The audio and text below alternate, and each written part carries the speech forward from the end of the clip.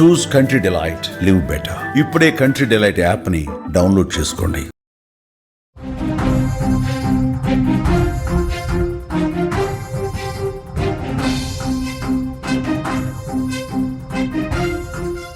Pashamylaram Sigachi pharma ఫ్యాక్టరీలో జరిగిన ప్రమాదం మొత్తం దేశాన్నే కన్నీరు పెట్టిస్తోంది. మృతుల సంఖ్య 42 దాటింది. ఇంకా 20 మంది ఆచూకీ తెలియాల్సి ఉంది. దాదాపు 27 మంది లెక్క తెలియాల్సి ఉందని అధికారులు చెబుతున్నారు. అంతేకాదు ఆసుపత్రిలో ఉన్న వాళ్ళు కూడా చాలామంది, దాదాపు 30 మందికి పైగా ఆసుపత్రిలో చికిత్స పొందుతున్నారు. వీరిలో కూడా తీవ్రమైన గాయాలతో ఉన్న వాళ్ళు చాలామంది ఉన్నారు. దీంతో మొత్తంగా మృతుల సంఖ్య 75 వరకు చేరొచ్చని అధికారులు ఒక అంచనా వేస్తున్నారు. మొత్తం బిల్డింగ్ కూలిపోయింది. బ్లాస్టింగ్తో బిల్డింగ్ కూలిపోయింది. శిథిలాల కింద అనేక మంది, ఇప్పుడు ఎవరైతే ఆచూకీ దొరకలేదని చెబుతున్నారో వాళ్ళు ప్రాణాలతో లేరనే నిర్ణయానికి వస్తున్నట్టుగా తెలుస్తోంది. వీళ్ళ ప్రాణాలు దక్కుతాయా అని అర్థం కాని పరిస్థితి ఏర్పడింది. ఇప్పటికే మిస్ అయిన వాళ్ళ లిస్ట్ని అక్కడ అధికారులు రిలీజ్ చేశారు. ఆ లిస్ట్ని మీరు స్క్రీన్ పైన చూస్తున్నారు. ఒక్కసారి మీరు ఈ వీడియోలో చూడొచ్చు. వీళ్ళంతా చనిపోయిన వాళ్ళు. అట్లాగే ఇప్పుడు చూస్తున్న లిస్టులో ఇంతవరకు వీళ్ళ ఆచూకీ దొరకలేదు. కేవలం ఫ్యాక్టరీలో ప్రమాదం జరిగినప్పుడు తప్పించుకున్నది కేవలం 57 మంది మాత్రమే.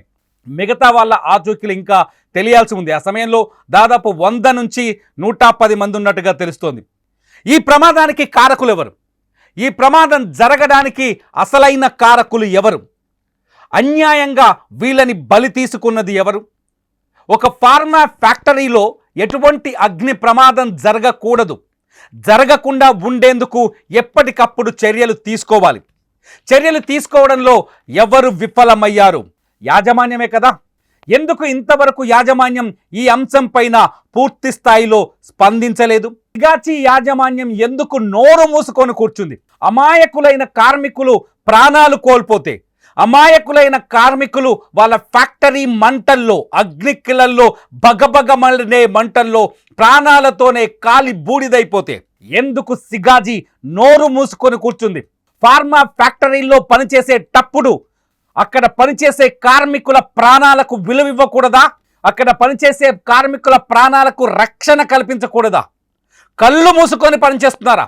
పీసీబీ అధికారులు ఎందుకు ఈ ఫ్యాక్టరీలో ఉన్న తనిఖీలు చేయలేకపోయారు? ఇవాళ ముఖ్యమంత్రి రేవంత్ రెడ్డి సిగాచి ఫ్యాక్టరీకి వెళ్ళిన తర్వాత ఆయన లేవనెత్తిన ప్రశ్నలే ఇప్పుడు అనేక అనుమానాల్ని కలిగిస్తున్నాయి. ముఖ్యమంత్రి రేవంత్ రెడ్డి కొన్ని కీలకమైన ప్రశ్నలు లేవనెత్తారు. ఏ ప్రశ్నలకి ఊహాజనితమైన సమాధానాలు చెప్పొద్దు, చెప్పితే నేను ఊరుకోనని చాలా స్పష్టంగా చెప్తున్నారు ముఖ్యమంత్రి రేవంత్ రెడ్డి. ముఖ్యమంత్రి రేవంత్ రెడ్డి లేవనెత్తిన ప్రశ్నలు ఒక్కసారి నేను చూస్తాను. బాయిలర్స్ని తనిఖీలు చేశారా? బాయిలర్స్ని మీరు రెగ్యులర్గా తనిఖీలు చేస్తున్నారా? బాయిలర్స్ని తనిఖీలు చేయాల్సిన బాధ్యత ఖచ్చితంగా పీసీబీ చేతుల్లో ఉంది, లేదంటే ఆ జిల్లా మెజిస్ట్రేట్ చేతుల్లో ఉంది. నిజంగా బాయిలర్స్ని మీరు తనిఖీలు రెగ్యులర్గా చేస్తున్నారా? బాయిలర్లలో సమస్యలుంటే వాటిని గుర్తించారా? ఇవి నా ప్రశ్నలు కాదు. మన తెలంగాణ ముఖ్యమంత్రి రేవంత్ రెడ్డి అక్కడ నిల్చొని ఉదయం పాశమైలారం వెళ్ళిన తర్వాత, అక్కడ సిచ్యువేషన్ని చూసిన తర్వాత, అక్కడ సహాయక చర్యల్ని పరిశీలించిన తర్వాత, అక్కడున్న క్షతగాత్రులతో మాట్లాడిన తర్వాత, ఆసుపత్రికి వెళ్ళి గాయాల పాలైన కార్మికులను పరామర్శించిన తర్వాత ముఖ్యమంత్రి రేవంత్ రెడ్డి లేవెత్తిన ప్రశ్నలు ఇవి. బాయిలర్స్ని తనిఖీలు చేశారా? బాయిలర్లలో సమస్యల్ని గుర్తించారా? బాయిలర్లపై యాజమాన్యానికి ఏమైనా సూచనలు చేశారా? ఏం చేశారు? బాయిలర్ పేలడం వల్లే కదా ఇవాళ ఈ ప్రమాదం జరిగింది. డ్రైయర్లో వచ్చిన మంటలు బాయిలర్ కంటుకొని అన్యాయంగా బిల్డింగ్ అతిపెద్ద బాంబులా పేలిపోయింది. ఫ్యాక్టరీ ఒక అతిపెద్ద బాంబులా పేలుతుంది. పేలిపోయే ప్రమాదం ఉందని యాజమాన్యానికి తెలియదా? ప్రమాదకరమైన మెడిసిన్స్ని, బ్రాయిలర్స్ అట్లాగే రియాక్టర్లతోటి ఈ మెడిసిన్స్ని తయారు చేస్తున్నప్పుడు అక్కడ ఎంతమంది కార్మికులు పనిచేయాలి? ఆ పనిచేస్తున్న కార్మికుల ప్రాణాలకి ప్రమాదం జరగొచ్చనే అంచనా మీరు వేయలేదా? సిగాజీ యాజమాన్యాన్ని అడుగుతున్నాను. ఒక్కటి కాదు, ఒక్కసారి గూగుల్లోకి వెళ్ళి సెర్చ్ కొట్టండి. కనీసం ఈ నెలలోనే 5-6 ప్రమాదాలు జరిగాయి. అన్నీ చెప్పుకోదగ్గవి కాదు. కొన్ని చోట్ల చిన్న ప్రమాదంతోనే బయటపడ్డారు, గాయాలతో బయటపడ్డారు. కానీ ఇవాళ ఏం జరిగింది? ఇప్పటికే 42 మంది ప్రాణాలు పోయాయి. దేశం మొత్తం ఇవాళ తెలంగాణ వైపు చూస్తోంది, పాశమైలారం వైపు చూస్తోంది, పాశమైలారంలో రగిలిపోయిన కాలిపోయిన శవాల వైపు చూస్తోంది, అక్కడ బూడిదైన శవాల వైపు చూస్తోంది. కాపాడలేకపోయారే. కనీస చర్యలు తీసుకోకపోవడంలా, కనీస జాగ్రత్తలు తీసుకోకపోవడం వల్లే ఈ ప్రమాదం జరిగినట్టు స్పష్టంగా అర్థమవుతుంది. పరిశ్రమల్లో ఇలాంటి ప్రమాదాలు జరగకుండా చర్యలు తీసుకోవాలని ముఖ్యమంత్రి రేవంత్ రెడ్డి ఇవాళ అధికారులను ఆదేశించారు. గతంలో జరిగిన ప్రమాదాల గురించి కూడా ఇవాళ ముఖ్యమంత్రి ఆరా తీశారు. ఇంత పెద్ద ప్రమాదం జరిగినప్పుడు చాలా యాదాద్రి భువనగిరి జిల్లాలో దోత్తిగూడెం అనే ఒక విలేజ్ ఉంటుంది. ఆ విలేజ్లో ఇలాంటి పరిశ్రమలు 200 దాకా ఉన్నాయి. అక్కడ కూడా నిత్యం ఏదో ఒక ప్రమాదం జరుగుతూనే ఉంటుంది. ఇటు సంగారెడ్డిలో పాశమైలారంలో ఎన్నో ఏళ్ల నుంచి ఈ ఫార్మా కంపెనీలు కొలువుదీరున్నాయి. కానీ అందులో పనిచేసే కార్మికులకి ఎటువంటి భద్రత రక్షణ లేదని ఇవాళ సికాచి ప్రమాదాన్ని చూస్తే మనకు అర్థమవుతుంది. వీళ్ళంతా ఎవరు? చనిపోయిన కార్మికుల గురించి ఆరా తీస్తే కొన్ని ఇంట్రెస్టింగ్ ఆసక్తికరమైన విషయాలు కనిపిస్తున్నాయి. వీళ్ళంతా తెలుగు వాళ్ళు కాదు, ఒకరిద్దరు మాత్రమే తెలుగు వాళ్ళు కనిపిస్తున్నారు. ఒకరిద్దరు మాత్రమే. నితీష్ రెడ్డి అండ్ శ్రీరమ్య వాళ్ళు మన తెలుగు వాళ్ళు. శ్రీరమ్యది మన కృష్ణా జిల్లా ఎన్టీఆర్ జిల్లాలోని తిరువూరు నియోజకవర్గం. ఆ శ్రీరమ్య నితీష్ రెడ్డి వచ్చేసి కడప జిల్లా అని తెలుస్తుంది. వీళ్ళిద్దరూ పాపం 2 నెలల్లో పెళ్లి చేసుకోవాల్సింది. వీళ్ళ పెళ్లిని స్వయంగా తిరువూరు ఎమ్మెల్యే కొలికపూడి శ్రీనివాస్ కుదిర్చారు. ప్రశాంతంగా బతకాలనుకున్నారు. ఇవాళ ఇద్దరు కలిసి సజీవ సమాధైపోయారు, కాలి బూడిదైపోయారు. మిగతా కార్మికులంతా ఈ ప్రాంతం వాళ్ళు కానే కారు. ఫార్మా కంపెనీలు చేస్తున్న దుర్మార్గాల గురించి, దోపిడీల గురించి, ఫార్మా కంపెనీలు చేస్తున్న అకృత్యాల గురించి కొంత నేను చెప్పాలనుకుంటున్నాను. ఇవాళ ఫార్మా కంపెనీలు బీహార్, జార్ఖండ్, ఒడిస్సా నుంచి కార్మికులను తీసుకొస్తాయి. అక్కడ నుంచి ఏజెన్సీలను పెట్టుకొని, కొన్ని ఉద్యోగ ఏజెన్సీలను పెట్టుకొని, చూడండి మన తెలంగాణలో హైదరాబాద్ చుట్టూన్న ఫార్మా కంపెనీలోకి వెళ్ళి మీకు ధైర్యం ఉంటే ఒక్కసారి ఎంక్వైరీ చేయండి. అక్కడ పనిచేసే కార్మికులంతా జార్ఖండ్, ఒరిస్సా, బీహార్ ప్రాంతం నుంచి వచ్చిన వాళ్ళు ఎక్కువ మంది ఉంటారు. వీళ్ళంతా వచ్చి ఇక్కడ గొడ్డు చాకిరీ చేస్తారు. రోజుకు 12 గంటలు పనిచేస్తారు. ఒక్క రోజుకి 12 గంటలు.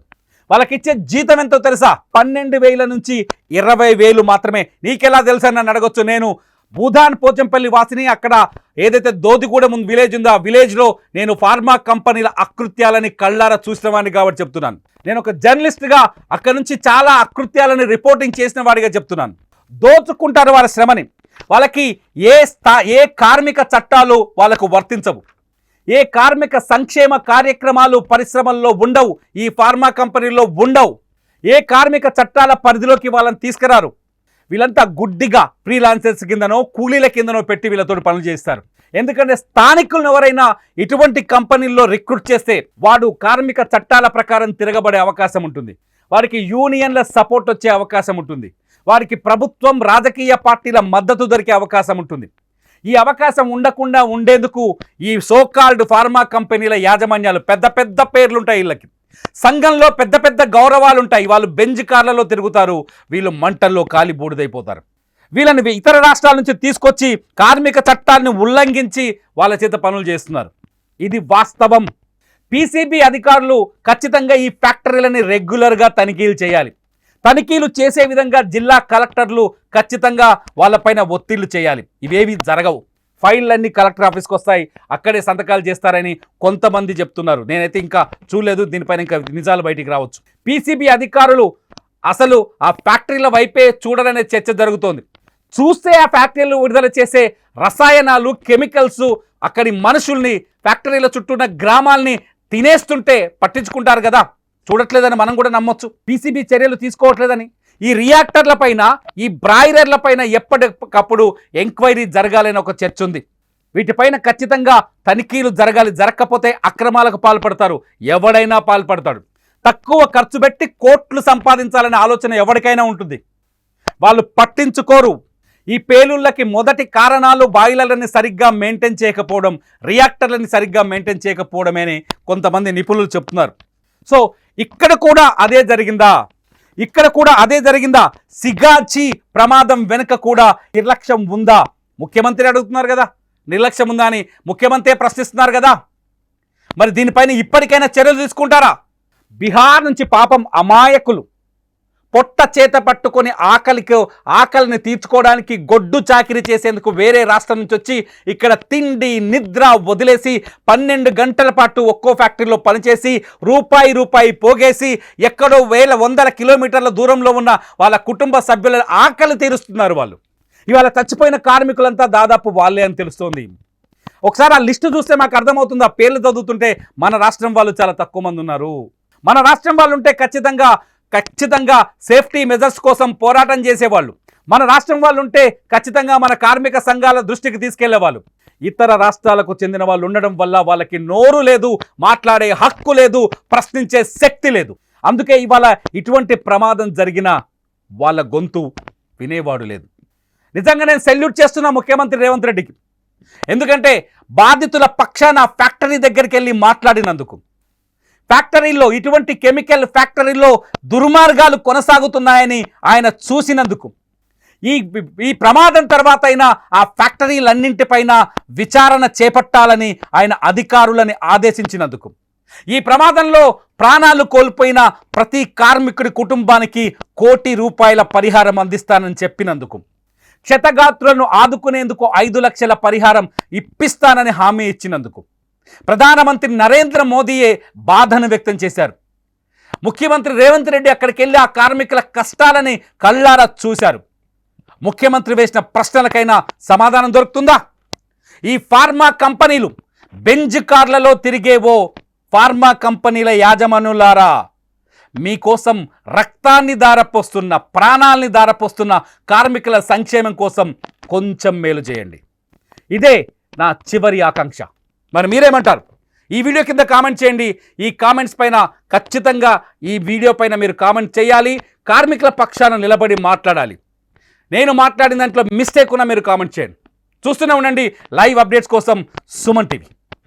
దీనికి సంబంధించి చనిపోయిన కుటుంబాలకు ₹1,00,00,000 నష్టపరిహారం ఇప్పించాలి. పరిశ్రమ వాళ్ళతో మాట్లాడి ప్రభుత్వం వైపు నుంచి, పరిశ్రమ వైపు నుంచి చనిపోయిన కుటుంబాలకు ₹1,00,00,000 నష్టపరిహారం ఇవ్వాలి అని చెప్పి నేను ఆదేశాలు ఇవ్వడం జరిగింది.